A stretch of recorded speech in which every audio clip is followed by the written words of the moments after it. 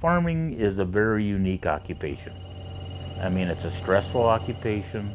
A lot of times you don't make any money. Farmers and ranchers, they keep everything so bottled up. Excuse me. I love what I do. You know, there's such variety in this occupation, so many challenges. Of course, I grew up doing it, and so it's something I've always wanted to do. Well, the Depression, you know, I didn't know what it was really at that time. It got to be where I didn't want to go out of the house. Sometimes I didn't even want to get out of bed. Stress and depression and suicide in a farmer is part of it. You just hope that it isn't your part.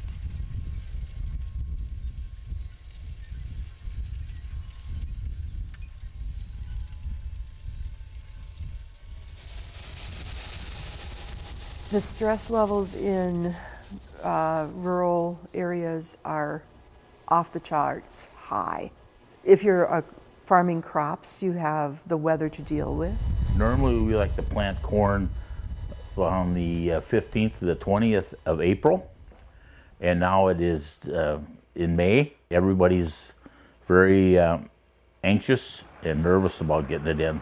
There's a little bit more of the pressure of feeling it's all on me. I need to handle this, and also the family dynamics. If the farm has been in the family for a long time, there's this thing of keeping it going within the family for the next generations. They won't come into the office.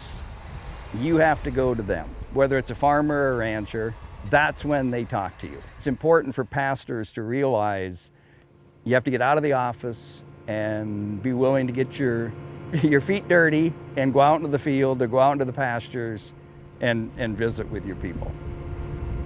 Todd was one of them. I would go and hop in his combine and ride a little while and just say, hey, how's it going? We sit in here all day long by ourselves.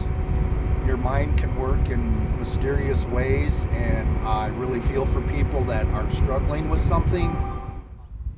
Excited to have such a large group. So let's open in prayer.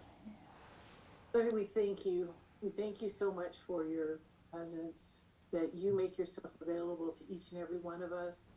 You love us. Almost every Sunday, I pray for those who are dealing with loneliness, anxiety, depression. If there are people who could have been there for our family, I wouldn't be talking about my attempt.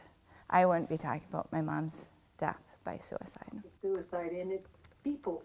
Kind of at a gut level, what I had an inkling for, but equipping other leaders in the congregation, seeing again the importance of talking openly about mental wellness and suicide. So if we can equip people to recognize people are having hard days, to connect people, their friends or their families, to even say, I may not know how to do this, but I know somebody who does. Especially, yeah, through good and bad times. Right? Yes. And could you... I remember very distinctly the day that my mom come up to me and asked me to take all the guns out of the house because she thought my dad would. She thought he would do something to himself. You know, he was a typical proud farmer, you know.